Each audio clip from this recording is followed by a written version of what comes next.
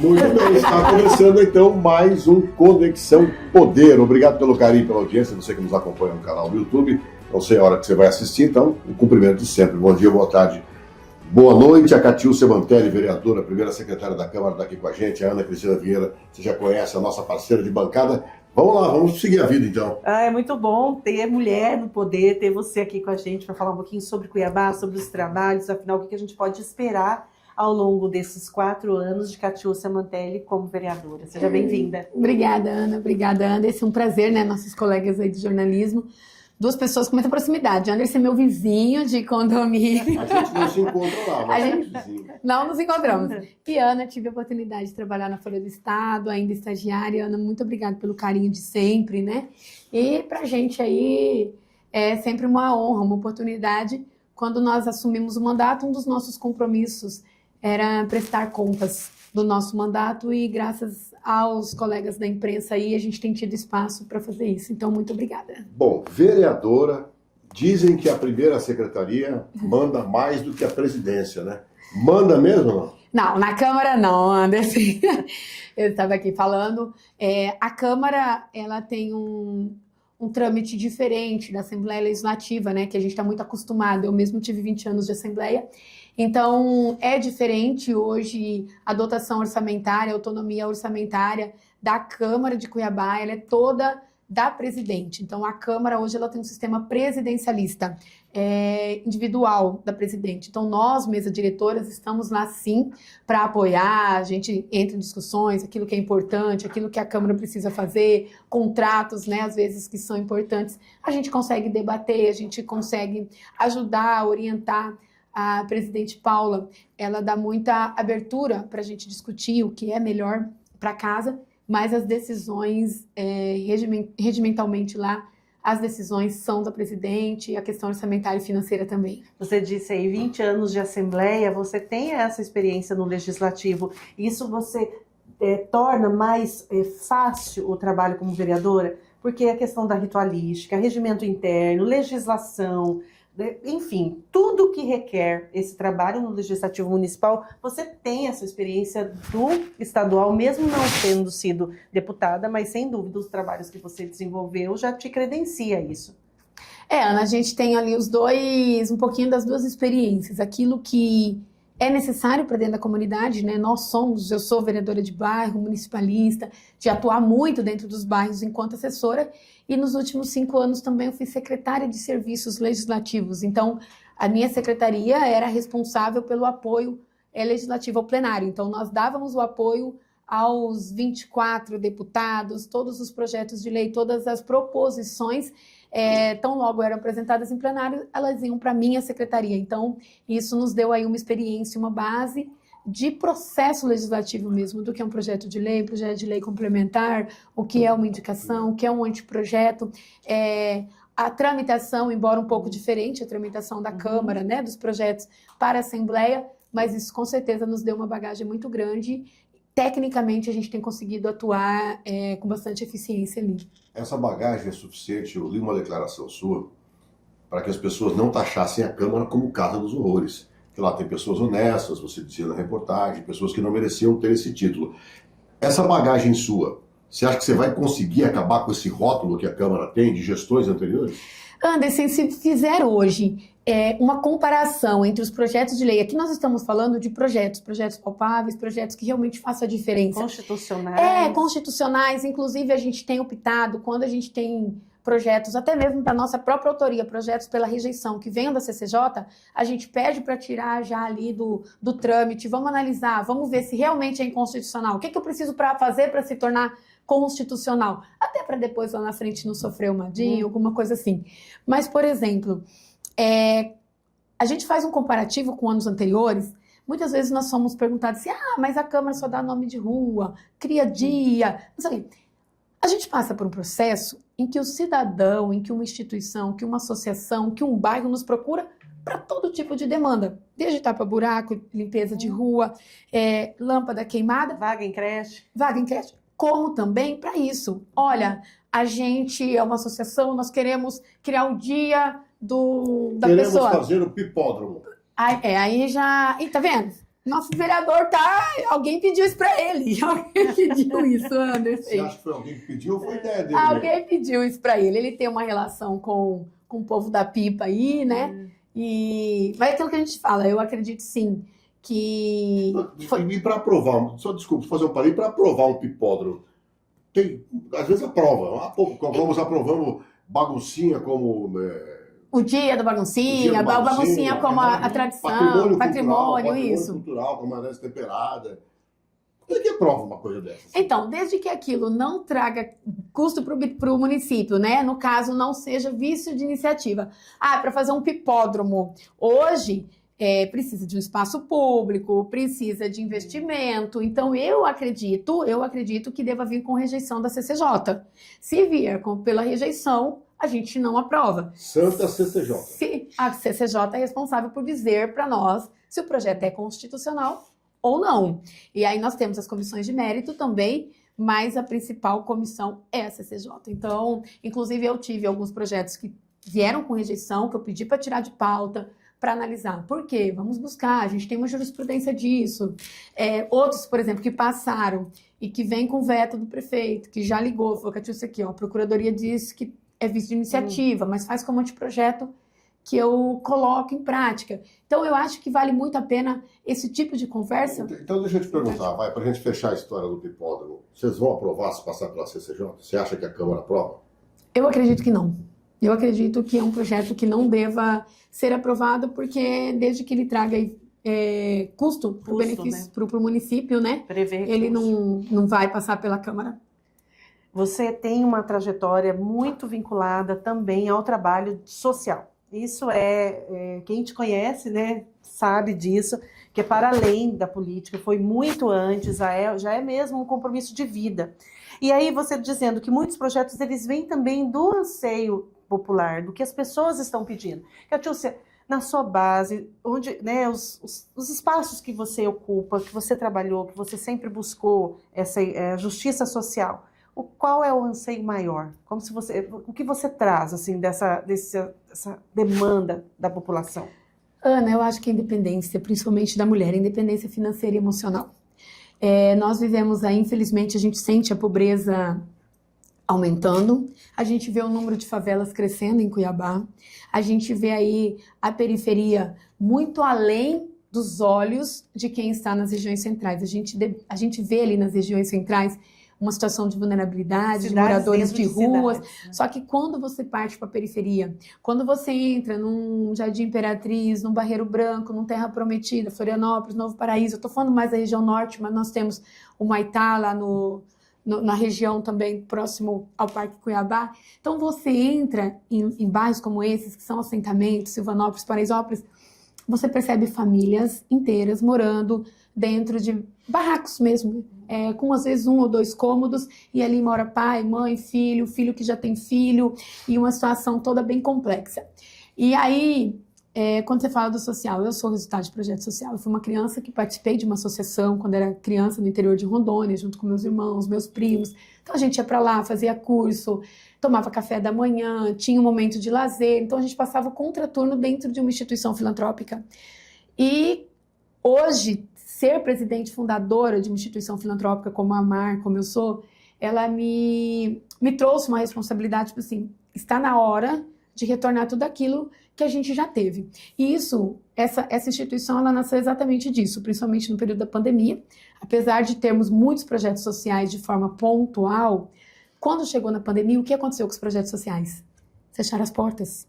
Aglomeração, contaminação, um monte de coisa. E a gente precisava fazer o papel inverso, o caminho inverso. Arrecadar apoio, recursos. Aí os pais de família estavam desempregados, as empresas fecharam, o home office não era todo mundo que tinha estrutura para trabalhar da sua casa. Então a gente viu o quê? Violência doméstica aumentando, com todo mundo dentro de casa, a fome aumentando, porque as pessoas perderam renda, ninguém sem saber o que ia acontecer, saúde mental, as pessoas morrendo, e a gente fez o papel inverso. Corremos atrás de quê? Vamos aqui... Tinha um sopão, as pessoas vinham e comiam sopa. Hoje não pode aglomerar. Bora fazer o sopão, colocar em marmita e eles levar para comer em casa. Vamos entrar com palestra. Então a gente conseguiu levar médico para dentro das periferias, enfermeiro, medicamento. Isso tudo pedindo mesmo, Anderson, pedindo para os outros. Olha, nós temos aqui, a situação é essa. É criança nascendo, vai para o hospital sem condição nenhuma. Então a gente foi vendo a necessidade. Quando acabou a pandemia, a gente estava perdido. Porque a gente atendia PCD, a gente atendia gestante de vulnerabilidade, a gente atendia mulher vítima de violência, a gente atendia pessoas com necessidade de fome, atendia crianças. Todo mundo que procurava. Precisava organizar aquilo ali. Então, assim nasceu a associação com 8, hoje nós somos 8 projetos sociais, e nasceu. E por que a Catiúcia, depois de passar tudo isso, vereadora? Como cidadão, Ana, a gente faz assistencialismo. Entregar um prato de sopa hoje, eu sei que amanhã essa pessoa, se ela andou 3, 4 quilômetros para buscar sopa que vai acabar em 5 minutos, ela tá com fome. Eu viajei no tempo, fui lá num carnaval, sei lá, 2, 3 anos, quando você disse dessa angústia que você tinha no coração e essa necessidade de fazer algo que mudasse. Veio aqui essa história aqui, a gente meio-dia, no pleno sol, você com aquela ideia martelando na sua cabeça. Por que isso? O que a gente faz é paliativo, é assistencialismo, mas eu, como cidadão, posso fazer isso. Isso me preocupa um pouco. E aí Você na política fala pública. que os vereadores fazem assistencialismo. Eles estão lá, na verdade, para fazer lei. É isso que eu tô falando. Para tentar evitar o assistencialismo. Não, Anderson, o que eu falei para você é que eu, como cidadã, faço assistencialismo. Por isso eu decidi ser vereadora. Para fazer a mudança de chave. Política pública. Porque o que eu faço, o que a Catiúcia fez durante todos esses anos, frente a projetos sociais, é o assistencialismo. Porque é o que estava ao meu alcance. É servir uma sopa, é doar uma cesta básica, é fazer o projeto onde a gente consegue. E eu digo, Anderson, olha, meu coração aperta muito de lembrar a situação da menina Emily. Porque hoje eu tenho um projeto, só no ano passado a Amara atendeu 80 gestantes em situação de vulnerabilidade, com recurso do Tribunal de Justiça Federal e com emenda parlamentar. Sabe o que é você entrar num hospital, numa maternidade, a mãe com a bebê enrolada no lençol da maternidade sem uma roupa para sair. Aí você fala para mim, por que a Emily foi morta? Porque ela saiu de Várzea Grande para pegar doação para sua bebê que ia nascer. Aí olha, cheguei, por que a Amar não encontrou a Emily numa situação dessa para fazer? Porque a gente tenta fazer a divulgação dos projetos, a gente tenta chegar na ponta e nem sempre a gente consegue. Então o que a gente precisa é disso, de projetos que tenham políticas públicas. Não é o cidadão, não é a Catiúcia lá na ponta que tem que doar um enxoval. Mas até aprimorar a comunicação, porque existe política pública de assistência social no estado de Mato Grosso e tem diversas instituições. Como melhorar essa comunicação? E não chega.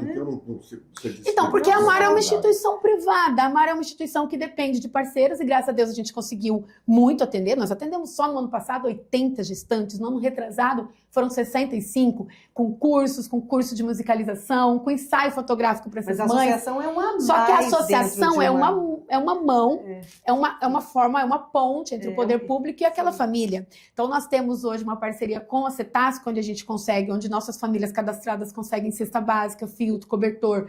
Nós temos parceria hoje com o Braseiro. No ano passado nós colocamos toda a cozinha industrial dentro do sopão. Então a gente tenta fazer isso. Agora, como vereadora, é que vem a diferença. Eu tenho que sair do papel de assistencialista para o papel de políticas públicas sociais. E como que a gente faz isso? Qualificando, capacitando essas mulheres para que elas tenham renda.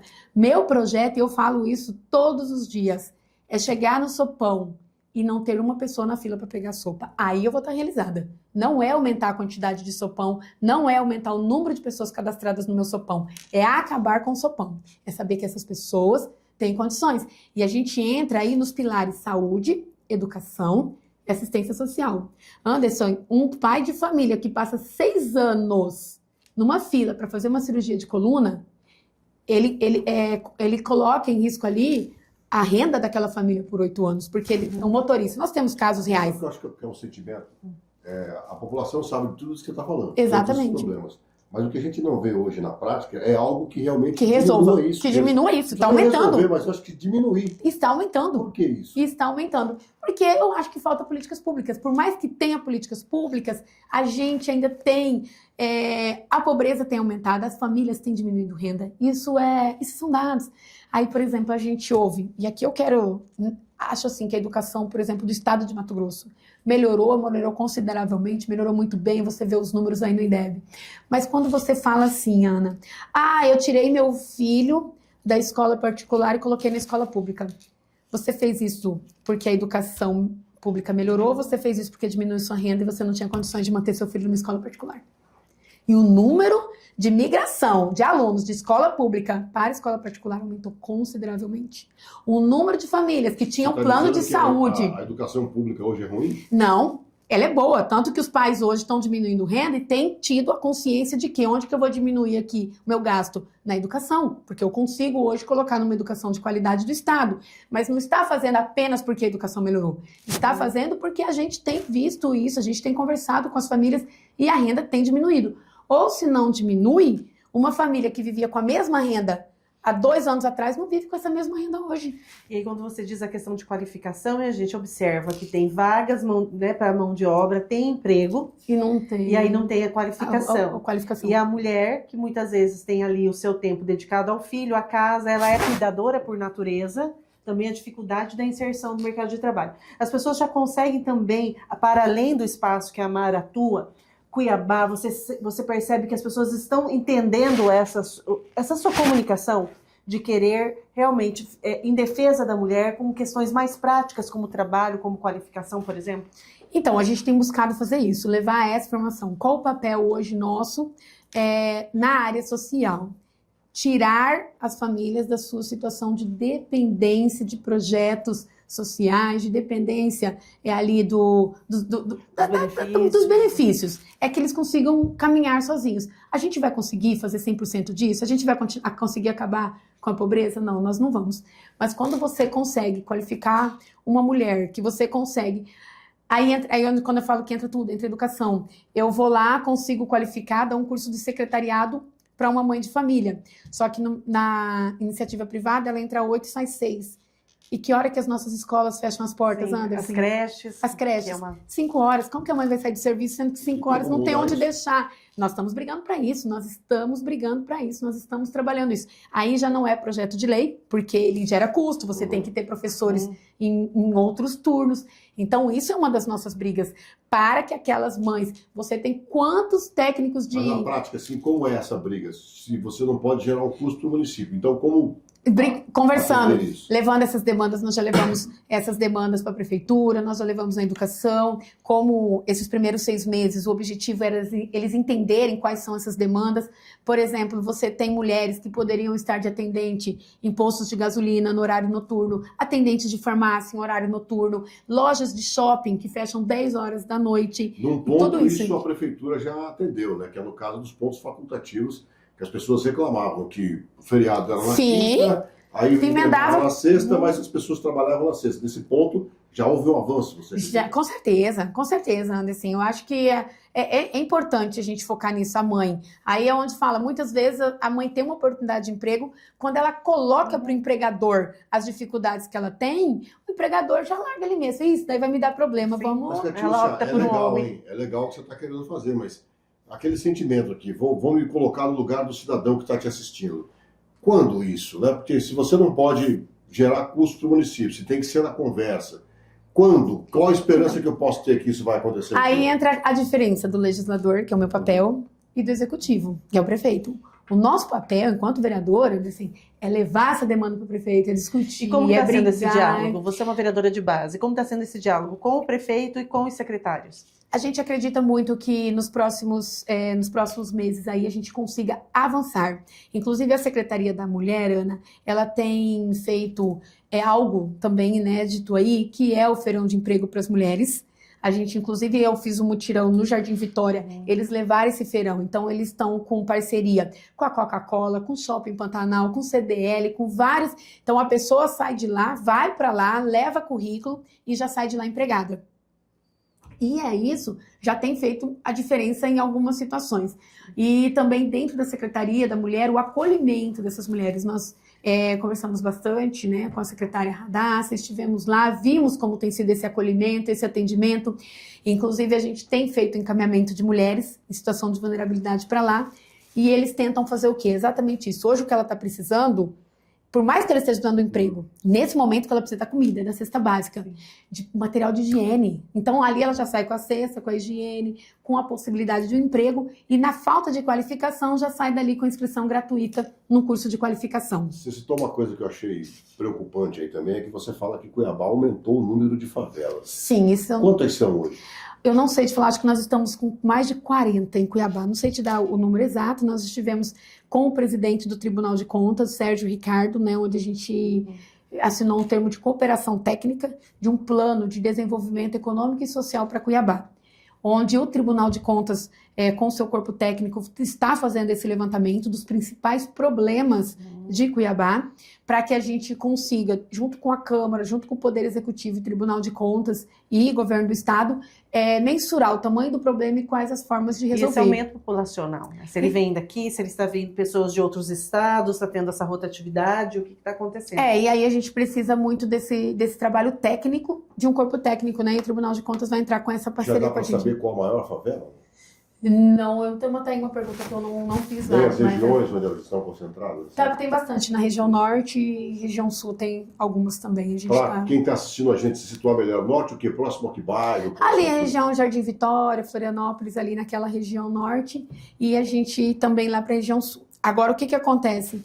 Um dos principais pontos hoje é fazer A Ana foi secretária de Ciência Social, sabe a importância disso.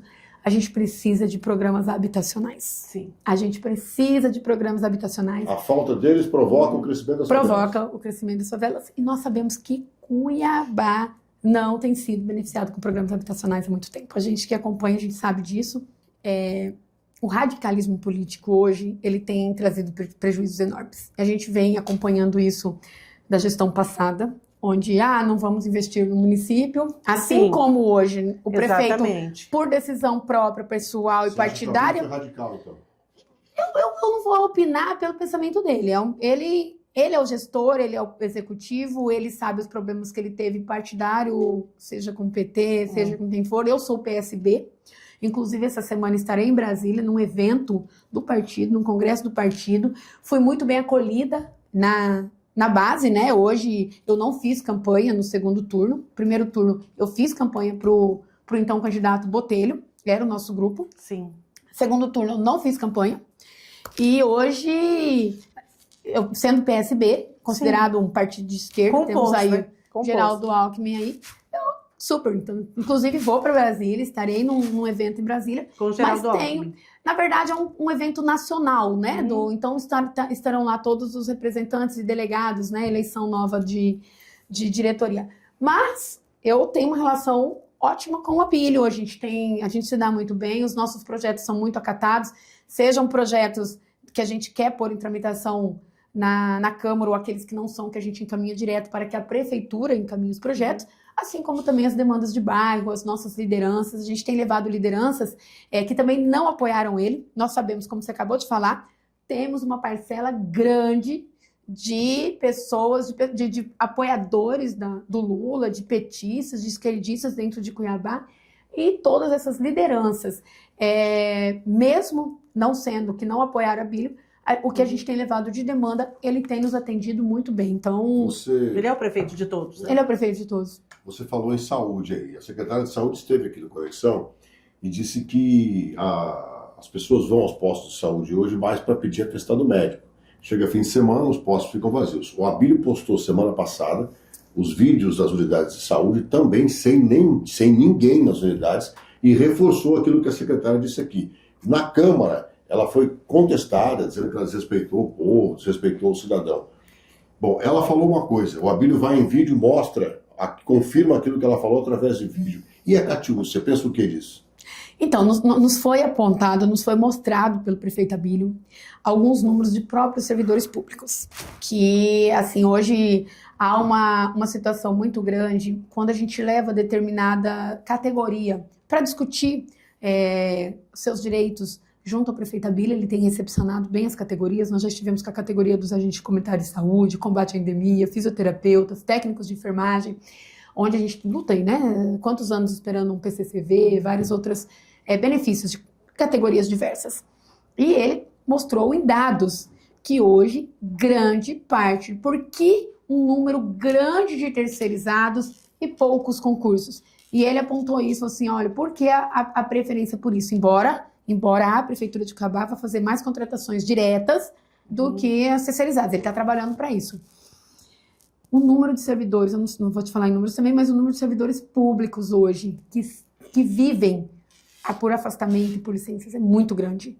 E aí é onde você deixa descoberto determinada área. Então é onde acaba que as terceirizações, que os contratos são mais viáveis para o município quando você tem um número muito grande de atestado. Mas você acha que o cidadão procura o posto para pedir atestado? Aí, ou do cidadão, eu não sei te responder, Anderson, porque não é uma coisa que eu acompanhei, não é algo que eu estive vendo, mas os postos de saúde têm dados, né? As unidades de saúde têm dados, as secretarias têm dados, então eu não sei te falar hoje qual é o tamanho da realidade disso e até onde isso está sendo um exagero. Você fez uma fala bem firme recentemente nas redes sociais em relação a presidentes de bairro, né? E na medida que você elogia, reconhece a importância dos presidentes de bairro, fez algumas pontuações em relação que a cidade é de todos. Me fala um pouquinho sobre isso. Ana, hoje o vereador, as principais demandas que chegam no gabinete de vereador, pode parecer coisa simples, até ridículas, né? Você parar para pensar. Mas vocês não sabem a diferença que faz 4 lâmpadas queimadas numa rua, um buraco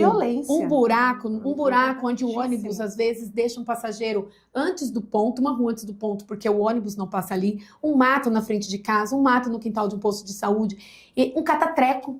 Então as demandas que chegam para nós é isso mesmo, vereadora, consegue o catatreco, vereadora, o posto de saúde aqui está com o quintal sujo, vereadora, a gente precisa, aqui na associação de moradores a gente não consegue trocar o telhado. Então são coisas pequenas que cabe a nós cobrarmos, porque nós não executamos, nós cobramos. E hoje a gente vive o quê? Eu tenho um carinho enorme pelas lideranças comunitárias. Eu sou a jornalista que criei a Folha Comunitária, que foi a folha dos presidentes de bairro.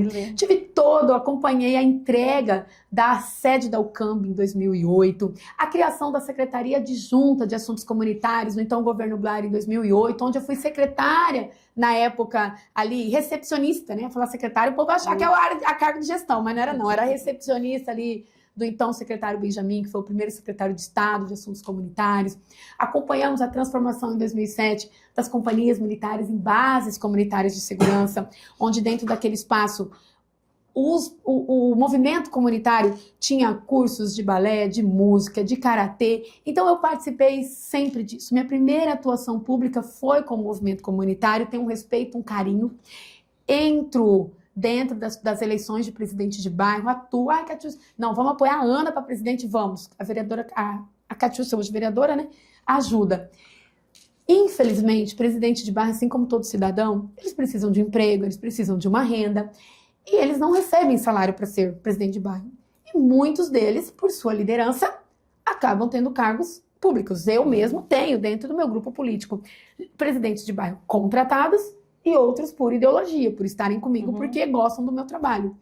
Só que, infelizmente, esse fato de muitos, eu tenho um cargo da Catiúcia, é como se a Catiúcia fosse assim, olha, Ana, você vai ter um cargo no meu gabinete, você é presidente do bairro, só que você não vai deixar nenhum outro vereador trabalhar dentro do seu bairro, porque senão você não vai conseguir, não vai ter como eu te manter no meu gabinete, sendo que você tem um cargo comigo e vai deixar outro vereador entrar no seu bairro.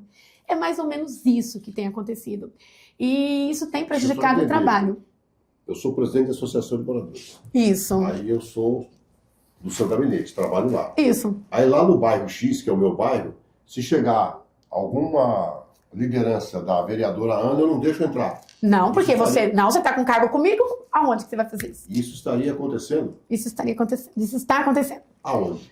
Eu prefiro não citar, nós já conversamos com a UCAMB, porque envolve nome de vereadores, envolve nome de deputados, envolve colegas. Então, a gente fez essa defesa exatamente para que a UCAMB também, e isso, eu estou essa semana reunindo também com os meus presidentes de bairro, que são do meu grupo, com cargos ou sem cargos. Quantos presidentes de bairro estão no seu grupo político? Hoje eu tenho 7 presidentes de bairro.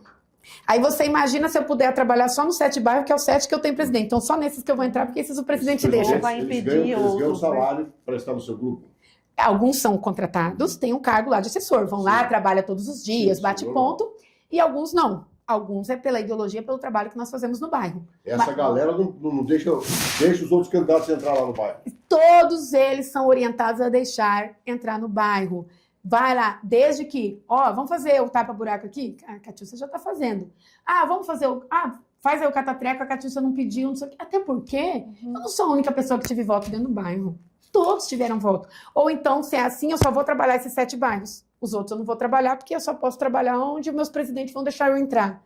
Então, gente, eu acho que precisa ter um pouco de cuidado com isso. Tem bairro sendo prejudicado, tem comunidade sendo prejudicada, e eu vou bater duro nisso. Alguns presidentes de bairro ficaram chateados, mas a grande maioria, Ana, ligou me dando razão. Ligou, inclusive, pedindo para eu ir no bairro. Libertador. Só essa semana eu tenho 4 bairros para visitar, onde o presidente de bairro me pediu para visitar. Já que você quer entrar em bairro, não estão deixando, vem pro meu, que no meu você pode. Então, por que é legal. essa opção de trabalhar com os presidentes de bairro no gabinete?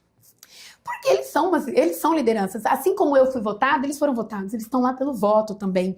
E eles trabalham. A gente não contrata presidente de bairro porque ele é presidente de bairro. Então, são pessoas... Como que funcionam os contratos de confiança? São pessoas que te apoiaram na campanha e que você dá uma oportunidade de trabalho. Então, eu tenho dentro do gabinete hoje uma equipe técnica e uma equipe política. E essa equipe política, que na maioria são os líderes comunitários, isso pode ser um presidente de bairro, um presidente de clube de mães, uma pessoa que tem um projeto social lá no bairro.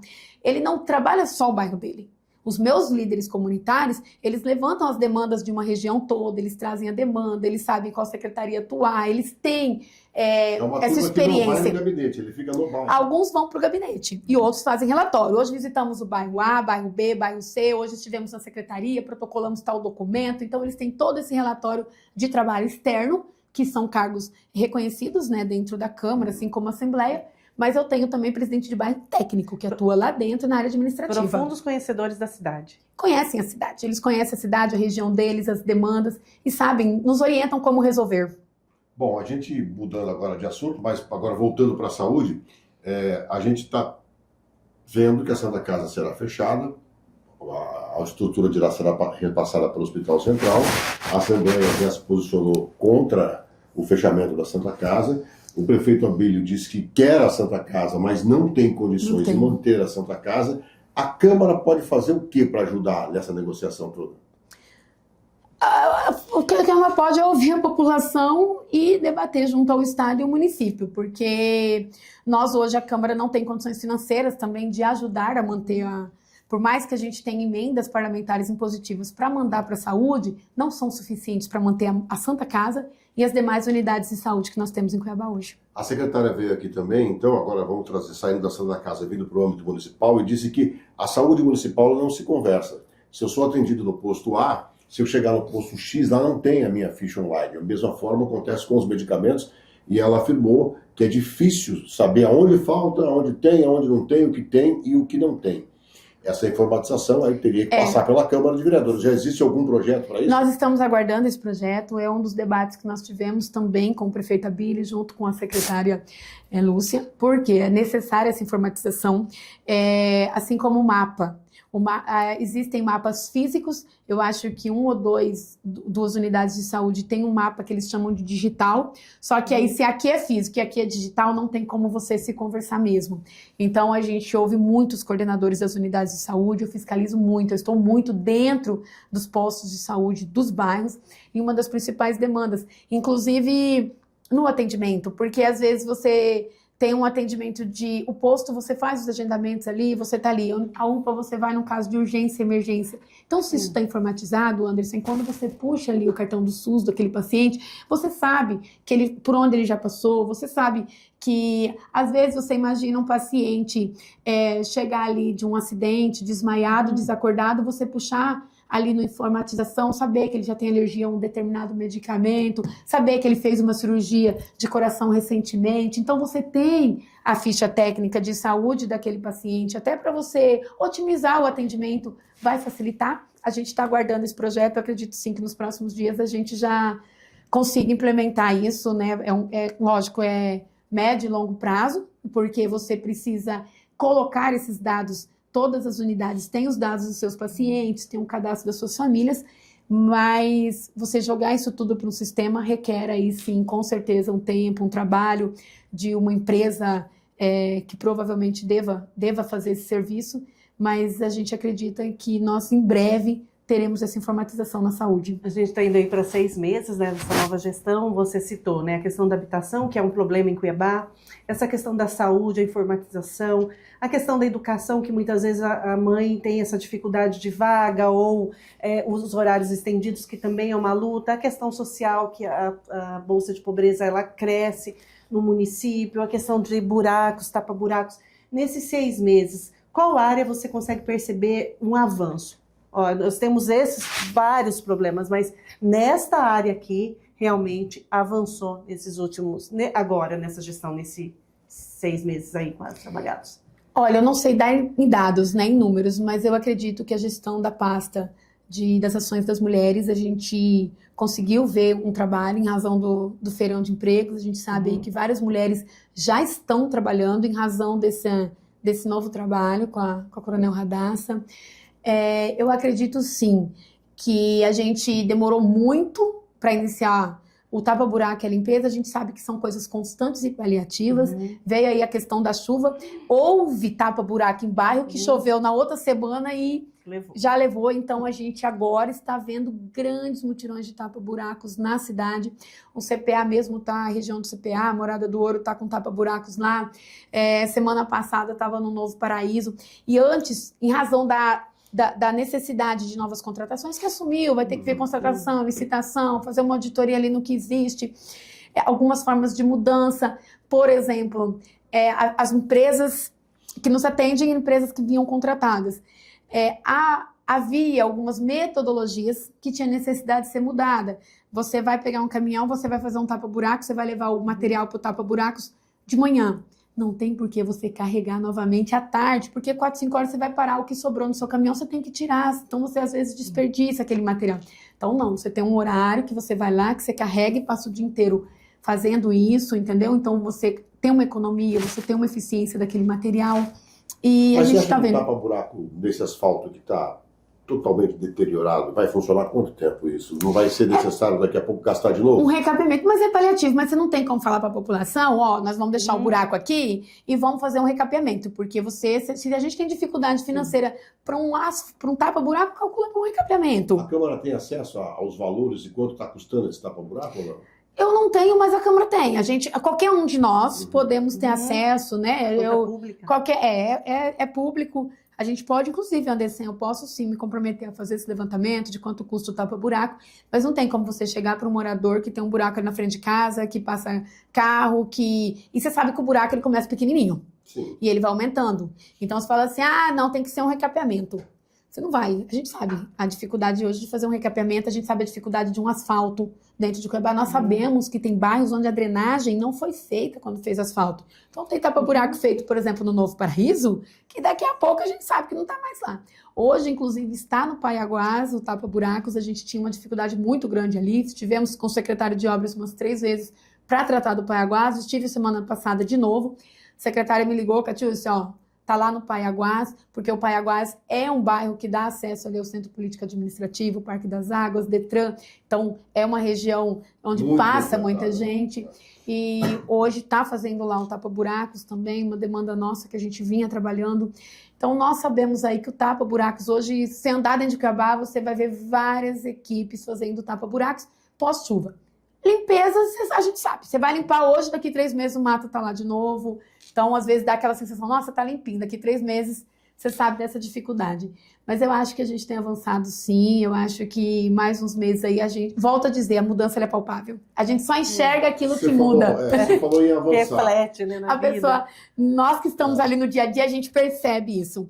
Mas, às vezes, o cidadão que não se sentiu contemplado com aquilo que era o mais benéfico para ele ainda, não sente essa diferença. Na verdade, o cidadão está ansioso, né? Foram 8 anos em que a cidade viveu nessa situação e agora começa a tentar sair. Por isso é a minha pergunta agora.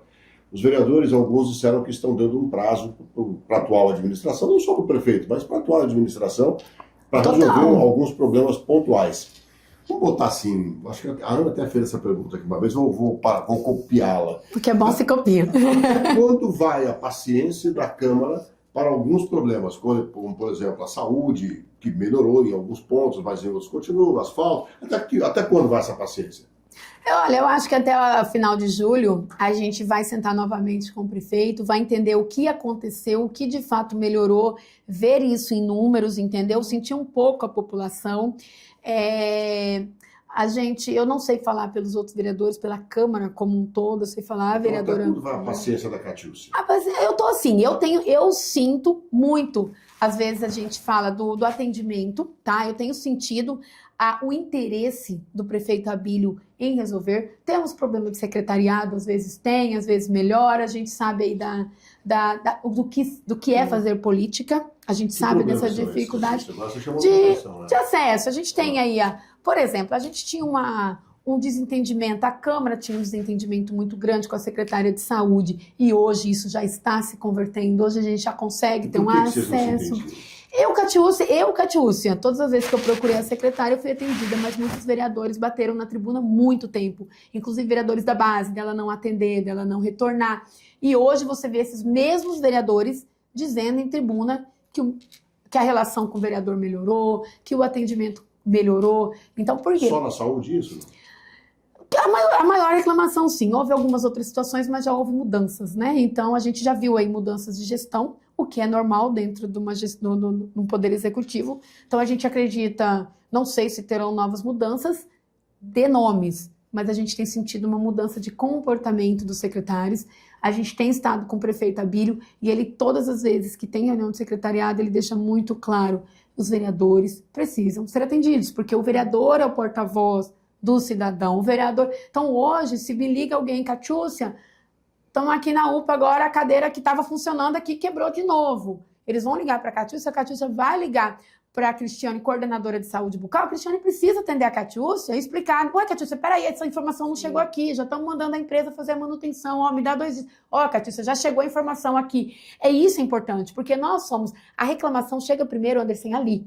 Chega ali para nós, apesar da informatização, da rede social, as denúncias serem muito rápidas, mas oficialmente, de forma ali prática, elas chegam aos vereadores. E o que é importante você dizer é realmente essa demanda que vem da população, né? Essa demanda que é coletiva, e não uma propositura, uma intenção de transformar o executivo num cabide de emprego do legislativo. Não, inclusive assim, a gente ainda sofre algumas piadinhas dos vereadores anteriores da base, que os vereadores que eram base da gestão anterior tinham muitos cargos. E nós não temos, tá, Anderson? Então eles riem da gente. Não, a gente tem indicações técnicas, mas assim, eles tinham, cara, você vai ser base para esse número de cargo, não acredito, não sei o quê. Na nossa época nós tínhamos tanto. Então, realmente, e assim, nós como vereadores, fazemos as indicações, somos bases, mas muitas vezes é rejeitado o currículo. Por que essa cultura de fazer indicação para o prefeito contratar? De onde veio isso? Não sei de onde veio, porque é o seguinte, Anderson, a prefeitura precisa contratar sua equipe técnica, sua equipe administrativa. Existem os cargos técnicos dentro de uma gestão. Assim como no meu gabinete, eu vou dar espaço para quem me apoiou estar ali, porque se eu fui eleita com o voto, muita gente foi para a rua pedir o voto, abraçou minha campanha, acreditou no meu nome. Então, nada mais justo do que eu preciso de uma recepcionista. Vamos ver no meu grupo de quem me ajudou? Quem tem competência? Quem quer... eu preciso de um advogado, eu preciso de um jornalista, então eu vou buscar aquelas pessoas que estavam ali me apoiando. A mesma coisa o prefeito, ele precisa ali de pessoas que entendam de meio ambiente, ele precisa de pessoas do administrativo, ele precisa de recepcionista, ele precisa de pessoas na limpeza, ele precisa... Por que não chamar e falar, olha, gente, vamos entrar aqui num consenso. Hoje nós temos uma vaga aqui vamos discutir um secretariado. O Partido X me ajudou, eu vou abrir para o Partido X, desde que o currículo seja compatível com o cargo. Inclusive, falo para você aqui abertamente. Eu tive currículo que foi rejeitado. Que a Bíblia falou, desculpa, Catiúcia, essa pessoa não serve para a função. Eu preciso de uma pessoa mais qualificada. E tá tudo bem. E tá tudo bem. E tá tudo bem. Assim como se tiver lá e não tiver ok, Catiúcia, infelizmente vamos trocar porque a pessoa não deu certo. Está tudo bem. E é normal, você precisa você precisa montar uma equipe técnica. Nada mais justo do que as pessoas que te ajudaram lá atrás poder te ajudar nisso também. No caso do Chico e do Joelson, a Câmara resolveu não seguir em frente, pelo menos por enquanto, com o processo contra os dois. Vai aguardar a justiça. Como é que está essa história lá dentro, da sua opinião? Nós vamos esperar o inquérito, né? A gente tem aí antes um inquérito, que eu não sei qual é o prazo oficial para concluir, mas já deve estar em fase de conclusão. Nós vamos aguardar o inquérito para daí a gente saber como conduzir. Então, você vem, né, de um grupo, né, partidário, seu partido é um partido forte, tem como líder Max Russi, que é um político forte, muito habilidoso, né, de junção, de articulações, e ele também se movimenta nesse cenário. A sua relação dentro desse grupo político, se o Max migra para outro partido, você também iria? Como é essa liderança e em que medida isso também te fortalece como vereadora? Fazer parte de um grupo que eu tenho um deputado que tem essa força, e isso me deixa em maior condição de trabalho, de alcance, de conquistas?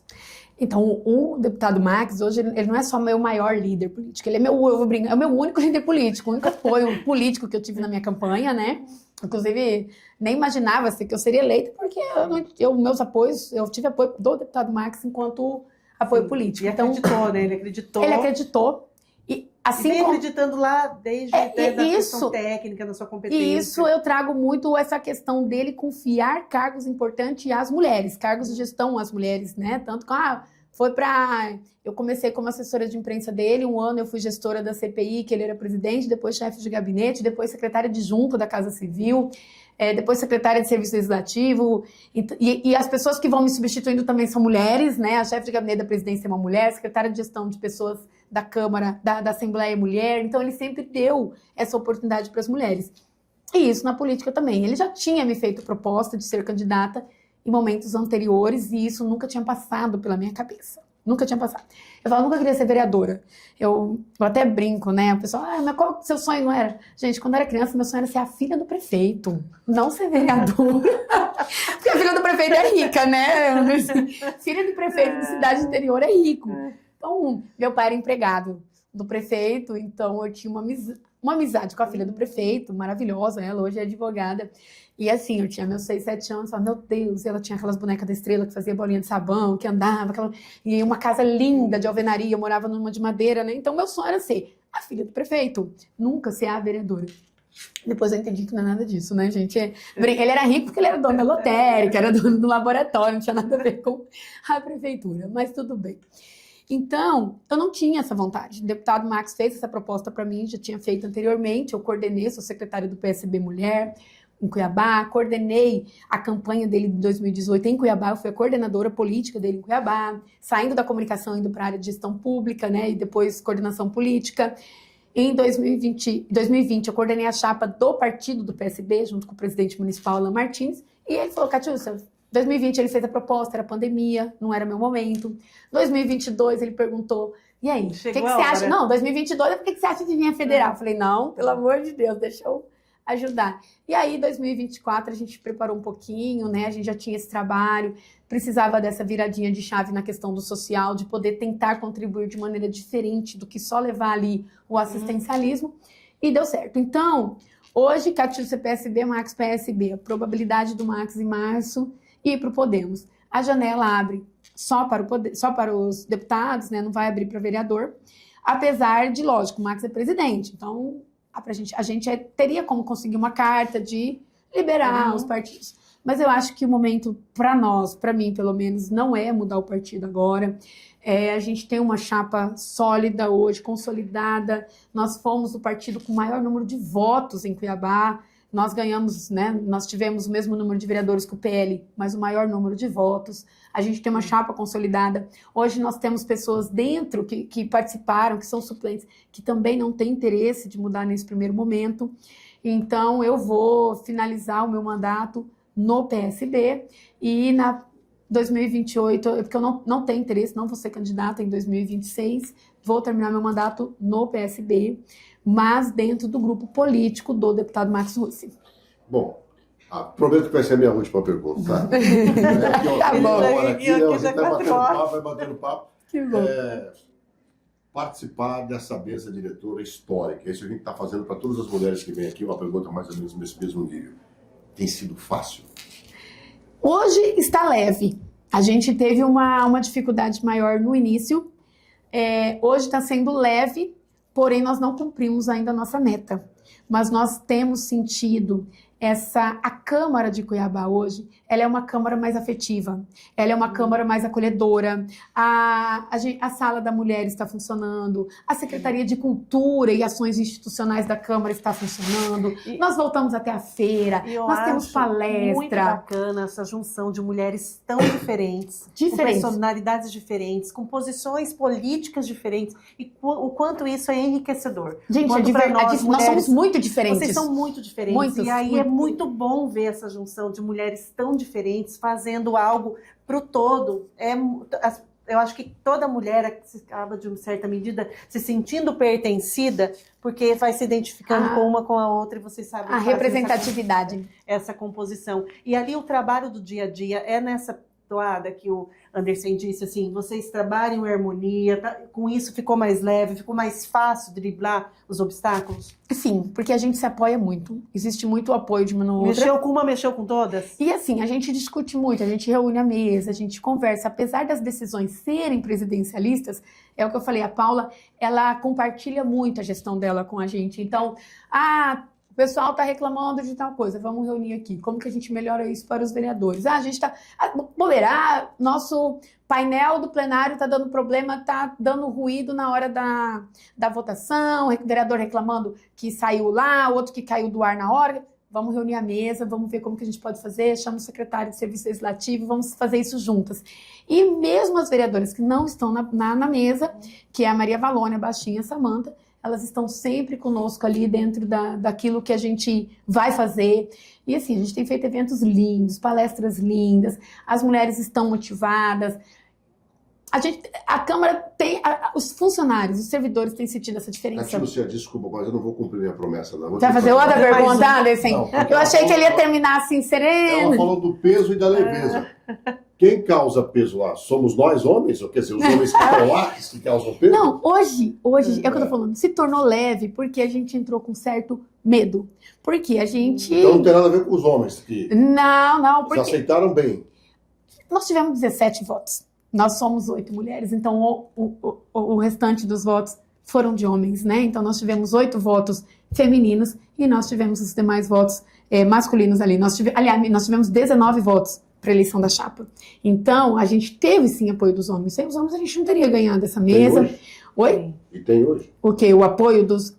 Eu acredito que a gente tem sido, eles têm usado o plenário, eles têm elogiado todas as mudanças, um quadrinho que coloca na parede eles elogiam, uma mesa. Então, assim, eu acredito sim, quero acreditar que hoje a gente manteria esse apoio, a receptividade deles com a gente. Há momentos ali em que a gente não consegue, às vezes, diferenciar se o tom de voz, se a fala, se o nervosismo do vereador, ele falaria assim com um homem, ou se é mais fácil falar assim conosco. Chega a ser até didático, né? Essa experiência lá para os homens em relação à mulher nesse espaço de poder. Você vê ele discutindo com o homem, o tom é um pouco diferente. Quando ele discute com a mulher... O tom é como? Ele é mais incisivo com as mulheres? Se torna, E mais xoxos que os homens? É como se com o homem ele negociasse, e com a mulher é como se mandasse. Existe uma coisa ali, uma diferença, mas a gente tá batendo duro, de vez em quando. Aí eles já, não, desculpa, sabe? E é algo cultural, às vezes eles também fazem sem, e isso a gente tá, eu tô muito feliz como tem sido conduzido e com a receptividade deles em relação à mesa diretora. Pronto, não vou perguntar. A gente ficaria aqui conversando com a Tilcia por horas, porque tem muito assunto, e sendo jornalista também, essa facilidade, né, de se comunicar, de fazer, você traz isso, né, na sua essência, seja nas suas redes sociais, você tem esse compromisso com a comunicação, você quer que as pessoas sintam de maneira palpável tudo aquilo que você está fazendo, e é super importante para nós jornalistas, profissionais que tenham essa pegada, que tenham essa preocupação de estar aqui, de vir falar sobre o trabalho, tornar isso palpável para as pessoas. Muito obrigada. Eu que agradeço. Bom, que ela não pode nos criticar. Pergunta demais, ela é jornalista. Não pode. Eu não posso nem falar, gente. Ela só dá uma olhadinha assim. Não tem como, né? Não, quando o Anderson fala, vou perguntar, mas tá bom. Eu que agradeço, Ana, Anderson, toda a equipe do Conexão Poder, do Repórter NT aí, né? Mês do aniversário, né? Do Repórter NT. Parabéns a toda a equipe, aos jornalistas, a toda a equipe técnica. E fica aqui o nosso compromisso, sempre que precisarem de uma prestação de conta do nosso mandato, estamos à disposição para isso. Muito obrigada. Obrigado, Luciano. Obrigado, Ana. Até o nosso próximo Conexão Poder.